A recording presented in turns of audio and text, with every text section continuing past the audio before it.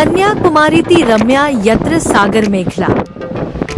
विवेकानंद महात्मा तत्र ध्यायन् स्थितागता। सत्यमेव जयते तत्र ज्ञानं संप्राप्तमुत्तमम्। ध्यानयोगेन महता जीवनं तत्समर्पितम्। कन्याकुमारी वह रमणीय स्थान है जहाँ सागर की सीमा है। विवेकानंद महात्मा वहाँ ध्यान करते हुए पहुँचे। वहाँ सत्य की विजय हुई और उन्हें उत्तम ज्ञान प्राप्त हुआ। ध्यानयोग के माध्यम से उन्होंने अपना जीवन समर्पित किया।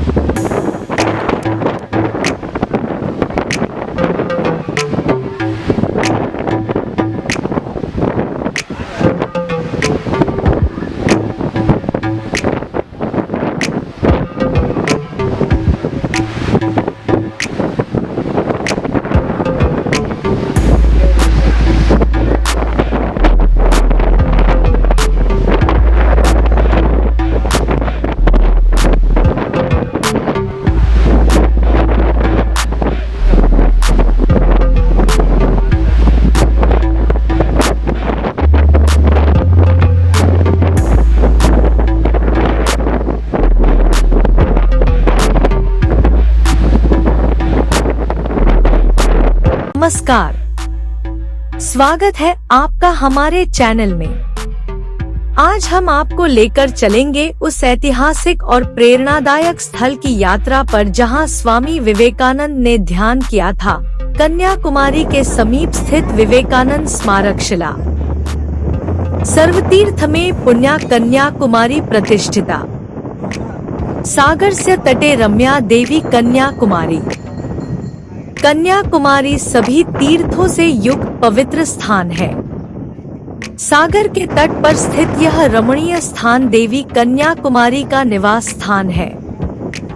कन्याकुमारी का त्रिवेणी संगम, जहां बंगाल की खाड़ी, अरब सागर और हिंद महासागर मिलते हैं, एक अद्वितीय दृश्य प्रस्तुत करता है। यह स्थान धार्मिक और प्राकृतिक दृष्टिकोण से अत्यंत महत्वपूर्ण है।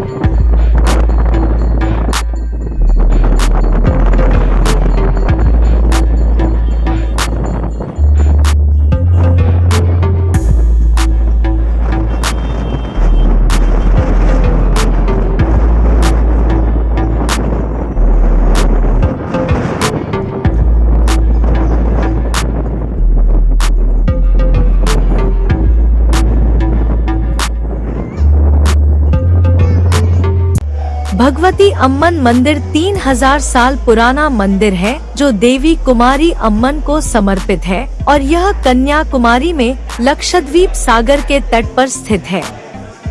कुमारी अम्मन देवी के रूपों में से एक हैं, जिन्हें कुमारी भगवती अम्मन के नाम से जाना जाता है। यह मंदिर भगवान परशुराम द्वारा निर्मित पहला दुर्गा मंदिर है और 108 शक्तिपीठों में से एक है। इसका उल्लेख रामायण, महाभारत और पुराणों में मिलता है। ऐसा माना जाता है कि सती के शव का दाहिना कंधा और रीढ़ यहाँ गिरी थी, जिससे इस क्षेत्र में कुंडलिनी ऊर्जा की उपस्थिति हुई। देवी कन्याकुमारी एक किशोर बालिका के रूप में महादेवी की अभिव्यक्ति है। देवी श्री बाला को भद्रा या श्री बाला के नाम से भी जाना जाता है। उन्हें शक्ति, आदि पराशक्ति देवी के नाम से जाना जाता है। भगवती कुमारी अम्मन मंदिर कन्याकुमारी, तमिलनाडु में भारत की मुख्य भूमि के दक्षिणी सिरे पर बंगाल की खाड़ी, अरब सागर और हिंद महासागर के संगम पर स्थित है। उन्हें कन्या देवी और देवी कुमारी सहित कई अन्य नामों से भी जाना जाता है। उनके भक्तों द्वारा उन्हें देवी भद्रकाली के अवतार के रूप में भी पूजा जाता है। कहा जाता है कि ऋषि परशुराम ने इस मंदिर की प्रतिष्ठा की थी। ऐसा माना जाता है कि देवी मन की कठोरता को दूर करती हैं। जब भक्त भक्ति और ध्यान के साथ देवी से प्रार्थना करते हैं तो आमतौर पर उनकी आंखों में या यहाँ तक कि उनके मन में भी आंसू आ जाते हैं। 3 समुद्रों के संगम पर भूमि के सिरे के पास भगवान गणेश का मंदिर है, जिसे मंदिर में प्रवेश करने से पहले अवश्य देखना चाहिए। कुछ लोगों का मानना है कि भगवती कुमारी अम्मन मंदिर से संबंधित भद्रकाली मंदिर शक्तिपीठ है। अपने गुरु श्री रामकृष्ण परमहंस के निर्देशानुसार स्वामी विवेकानंद देवी का आशीर्वाद लेने के लिए दिसंबर 1892 में यहाँ आए थे। यही वह समय था जब उन्होंने आम भिक्षुओं की तरह निष्क्रिय रहने के बजाय मिशनरी कार्य को उच्च स्तर पर ले जाने का निर्णय लिया। कन्याकुमारी वह देवी है जिन्होंने अत्यंत कठिन तपस्या करने वाले बाणासुर जैसे राक्षसों का वध किया था। वैष्णव संत बदिराजा तीर्थ ने अपने तीर्थ प्रबंध में कन्याकुमारी को लक्ष्मी के रूप में वर्णित किया है, जो बाणासुर का वध करने के लिए अवतरित हुई थी। देवी कन्याकुमारी का उल्लेख रामायण, महाभारत और संगम कृतियों मणिमेकलाई, पुराणुरु और नारायण, महानारायण, उपनिषद, कृष्ण यजुर्वेद की तैत्तिरीय संहिता में एक वैष्णव उपनिषद में किया गया है। यह मिथक प्रागैतिहासिक तमिल काल का है। जन्म से राक्षस बाणासुर इस देश का शासक था। वह बहुत शक्तिशाली राजा था। उन्होंने कठोर तपस्या की और भगवान ब्रह्मा से वरदान प्राप्त किया कि उनकी मृत्यु केवल एक किशोर लड़की के द्वारा ही होगी। भगवती कुमारी अम्मन मंदिर 52 शक्तिपीठों में से एक है। ऐसा माना जाता है कि सती के शव की पिछली रीढ़ यहाँ गिरी थी, जिससे इस क्षेत्र में कुंडलिनी ऊर्जा की उपस्थिति हुई। गर्भगृह में प्रवेश पश्चिमी द्वार से होता है। पूर्वी दरवाजा साल के कुछ खास दिनों में ही खोला जाता है, जैसे थाई महीने की अमावस्या के दिन, जुलाई में आदि, कार्तिका, नवरात्रि के दौरान और कार्तिकेय के महीने में कुमारी के मंदिर संकल्पम में अनुष्ठान के लिए। बाल देवी बालंबिका की कल्पना देवी कात्यायनी के रूप में की जाती है, नवदुर्गा में से एक है। भक्त उन्हें भद्रकाली के रूप में भी पूजते हैं। देवी कन्या कुमारी कौमार्य और तपस्या की देवी है। यह परंपरा है कि पुराने समय में लोग यहीं से मठ की दीक्षा लेना चुनते थे। मंदिर के अनुष्ठानों को शंकराचार्य के ग्रंथों के अनुसार व्यवस्थित और वर्गीकृत किया जाता है। मंदिर के अंदर अन्य आकर्षण पथला गंगा तीर्थम, काल भैरव मंदिर है। काल भैरव भगवान शिव का एक उग्र रूप है, जो हर चीज यानी काल या समय को ही नष्ट कर देता है। 51 शक्तिपीठों में से प्रत्येक के भीतर एक काल भैरव मंदिर है, जो मंदिर की रक्षा करता है। कन्याकुमारी मंदिर में काल भैरव का नाम निमिषा और शक्ति का नाम सार्वणी है, और शुचिंद्रम के शक्तिपीठ में काल भैरव का नाम सहार और शक्ति का नाम नारायण है। ये दोनों शक्तिपीठ पूरे दक्षिण एशिया के 51 शक्तिपीठों में से एक है। यहाँ देवी की सहेलियाँ और युवावस्था में सहेलियाँ विजय सुंदरी और बाला सुंदरी के मंदिर भी हैं।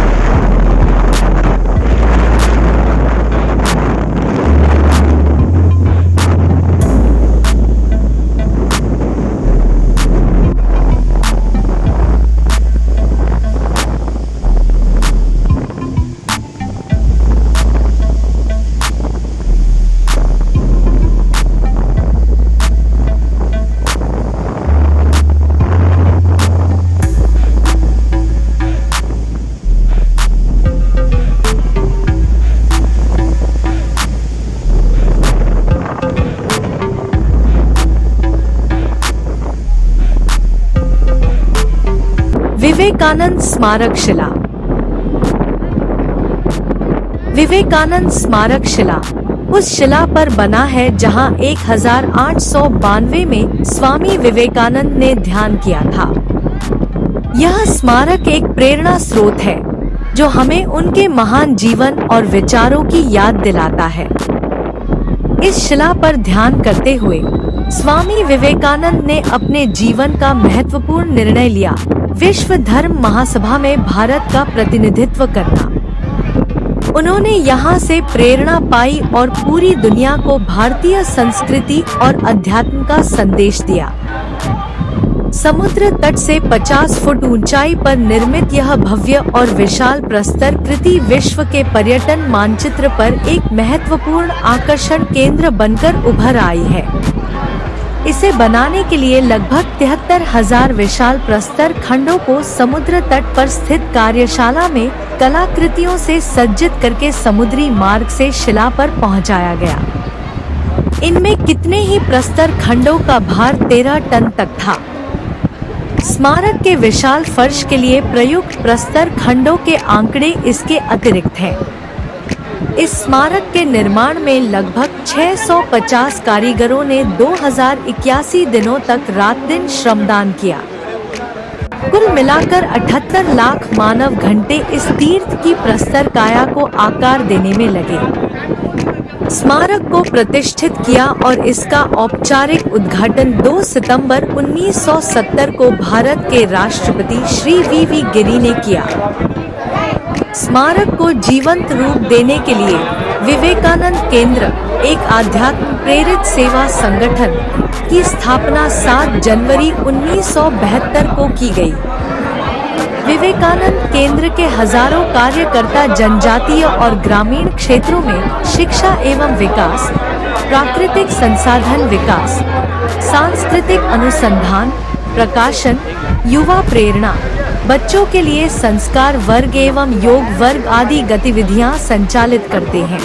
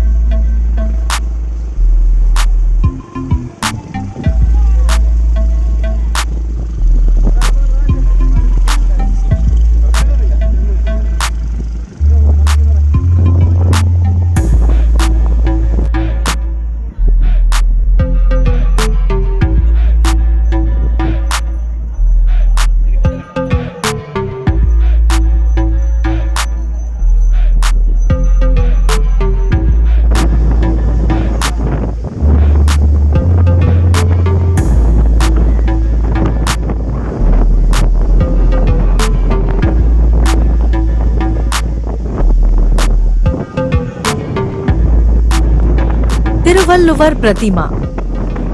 तिरुवल्लुवर प्रतिमा, जो समुद्र के किनारे एक छोटे से द्वीप पर स्थित है, 133 फीट ऊंची है। यह प्रतिमा तमिल कवि तिरुवल्लुवर को समर्पित है, जिन्होंने तिरुक्कुरल की रचना की थी, जो नैतिकता और जीवन के सिद्धांतों पर आधारित एक महत्वपूर्ण ग्रंथ है। यह प्रतिमा अपनी अद्वितीय वास्तुकला और भव्यता के लिए प्रसिद्ध है।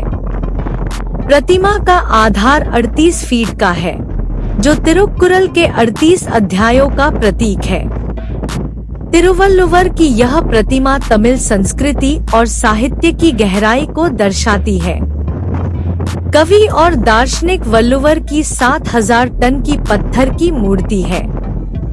इसकी ऊंचाई 29 मीटर 95 फीट है और यह 11.5 मीटर 38 फीट की चट्टान पर खड़ी है, जो तिरुक्कुरल में पुण्य के 38 अध्यायों का प्रतिनिधित्व करती है। चट्टान पर खड़ी मूर्ति धन और सुख का प्रतिनिधित्व करती है। यह दर्शाती है कि धन और प्रेम को ठोस पुण्य की नींव पर अर्जित और आनंदित किया जाना चाहिए। मूर्ति और कुर्सी की संयुक्त ऊंचाई 133 फीट 40.5 मीटर है, जो तिरुक्कुरल में 133 अध्यायों को दर्शाती है। तिरुवल्लुवर प्रतिमा के आसपास का क्षेत्र अत्यंत शांत और सुंदर है। यहाँ आने वाले पर्यटक प्रतिमा की भव्यता का आनंद लेते हैं और तिरुवल्लुवर के महान कार्यों को नमन करते हैं।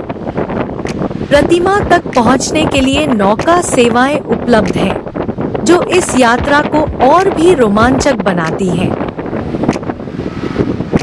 तिरुक्कुरल की शिक्षाएं आज भी प्रासंगिक हैं और हमें नैतिकता, सदाचार और सही जीवन जीने का मार्ग दिखाती है। तिरुवल्लुवर की यह प्रतिमा हमें उनकी शिक्षाओं को स्मरण कराती है और हमारे जीवन को एक नई दिशा देती है।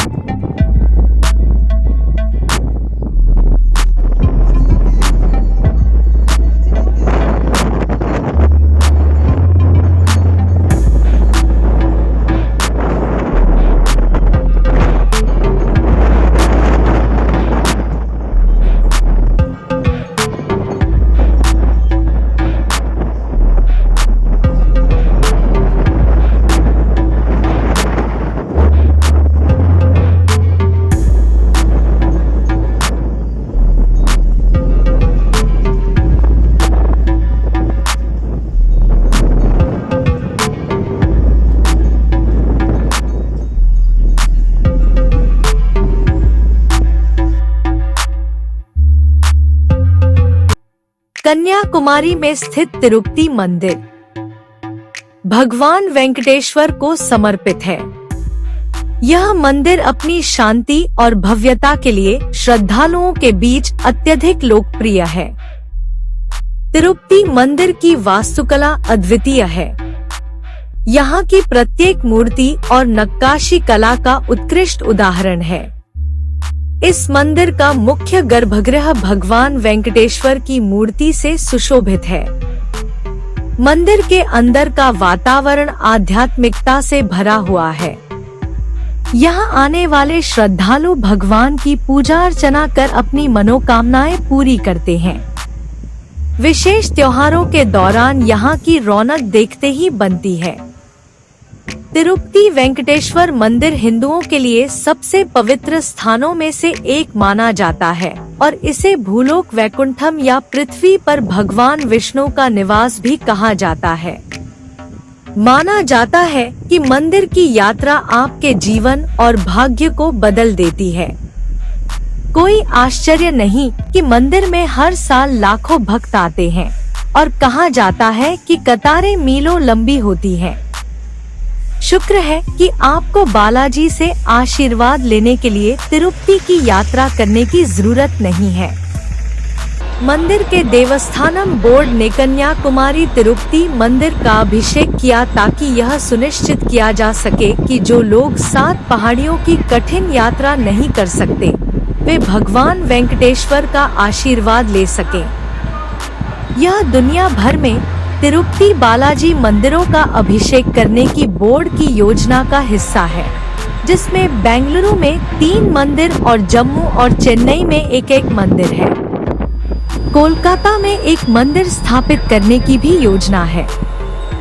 कन्याकुमारी तिरुपति मंदिर में भगवान बालाजी की मुख्य प्रतिमा वैसी ही दिखती है जैसी तिरुपति में है।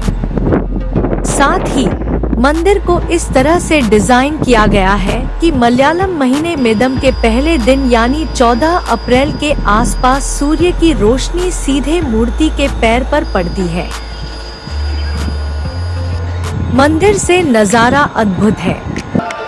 ऊपर से हिंद महासागर, विवेकानंद स्मारक और तिरुवल्लुवर प्रतिमा का मनोरम दृश्य देखना न भूलें। इसके अलावा मंदिर 2 मंजिलों में विभाजित है, जिसमें ऊपरी मंजिल पर भगवान बालाजी, पद्मावती अम्मा और गरुड़ भगवान के लिए अलग-अलग मंदिर है।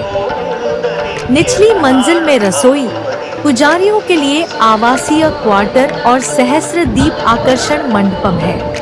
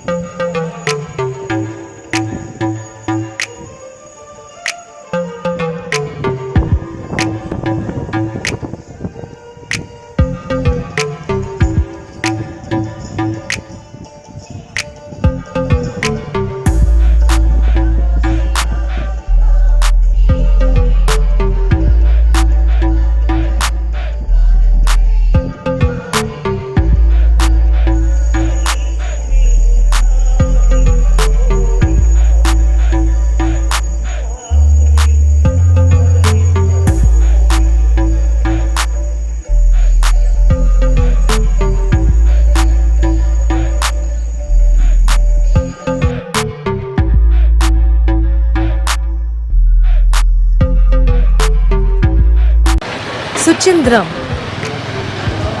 का मुख्य आकर्षण है थानुमालायण मंदिर, जिसे सुचिंद्रम अंजिनेयार कोविल भी कहा जाता है। यह मंदिर अपनी अद्वितीय वास्तुकला और धार्मिक महत्ता के लिए प्रसिद्ध है। सुचिंद्रम कन्याकुमारी से लगभग 11 किलोमीटर और नागरकोइल से लगभग 7 किलोमीटर दूर है, जो इन दोनों शहरों के बीच स्थित है। बसें तिरुनेलवेली, कन्याकुमारी और तिरुवनंतपुरम से चलती हैं। निकटतम रेलवे स्टेशन दक्षिणी रेलवे के तिरुवनंतपुरम कन्याकुमारी खंड पर नागरकोइल जंक्शन रेलवे स्टेशन है। सुचिंद्रम मंदिर 3 अलग अलग देवताओं को समर्पित है, जिनका प्रतिनिधित्व गर्भगृह में एक छवि द्वारा किया जाता है और इसे थानुमालयन मंदिर, स्थानु शिव, माल विष्णु और अयम ब्रह्मा कोविल कहा जाता है। यह मंदिर मूर्तिकला और वास्तुकला में समृद्ध है और इस मंदिर में आने वाले आगंतुक को सैकड़ों साल पुरानी ऐसी उत्कृष्ट कला के दर्शन का भरपूर आनंद मिलता है। इस मंदिर का प्रवेश द्वार दूर से ही दिखाई देता है, क्योंकि यह 134 फीट ऊंचा है। टॉवर का मुख हिंदू धर्म ग्रंथों की मूर्तियों और प्रतिमाओं से ढका हुआ है।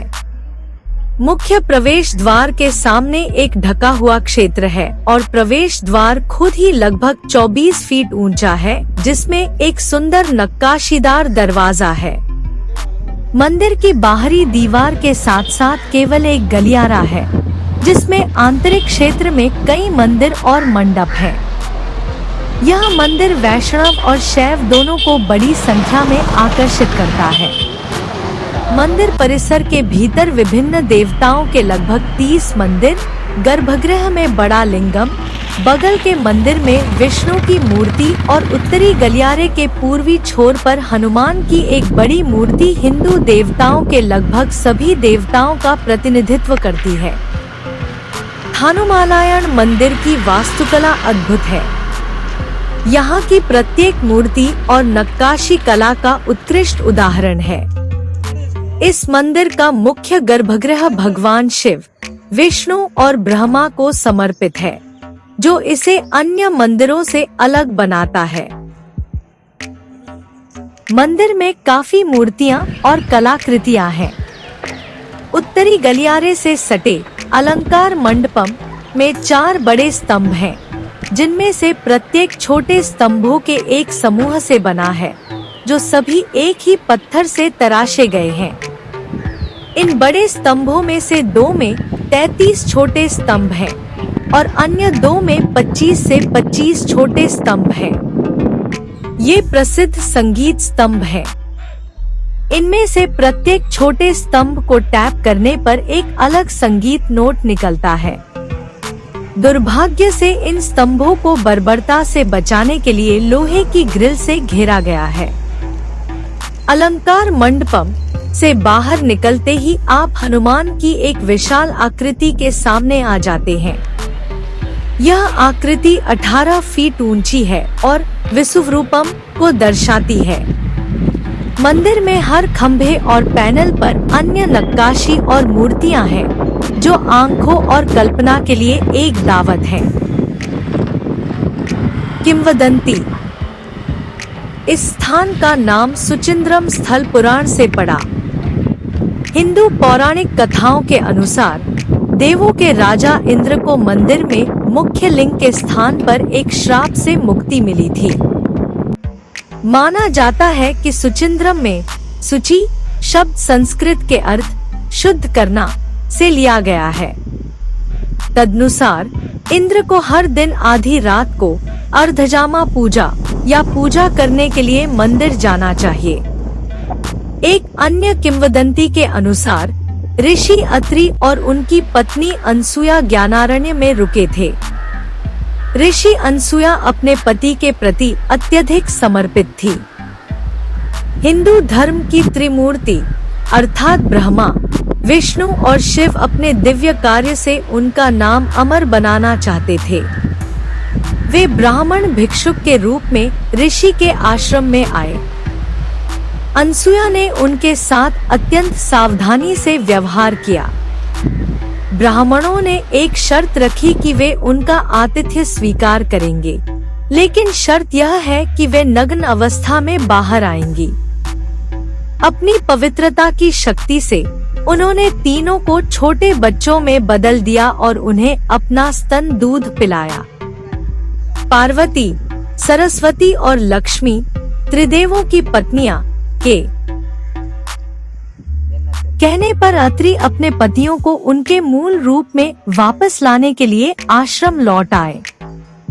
अनसुया ने तुरंत उनकी आज्ञा का पालन किया और बच्चों को उनके मूल रूप में वापस कर दिया। त्रिदेवों ने दंपत्ति को उनकी भक्ति के लिए आशीर्वाद दिया। तीनों तीन लिंगों के रूप में प्रकट हुए और जिस स्थान पर दंपत्ति ने त्रिदेवों की पूजा की उसे मंदिर माना जाता है। थानुमालयन मंदिर का इतिहास और पौराणिक कथा भी अत्यंत रोचक है। कहा जाता है कि इस मंदिर का निर्माण पांड्य और चोल राजाओं के शासनकाल में हुआ था। यहाँ के प्रत्येक पत्थर में इतिहास की एक कहानी छिपी है। सुचिंद्रम थानुमालयन मंदिर न केवल एक धार्मिक स्थल है, बल्कि यह एक सांस्कृतिक धरोहर भी है, जो हमें भारतीय इतिहास और धार्मिकता की गहराइयों में ले जाता है।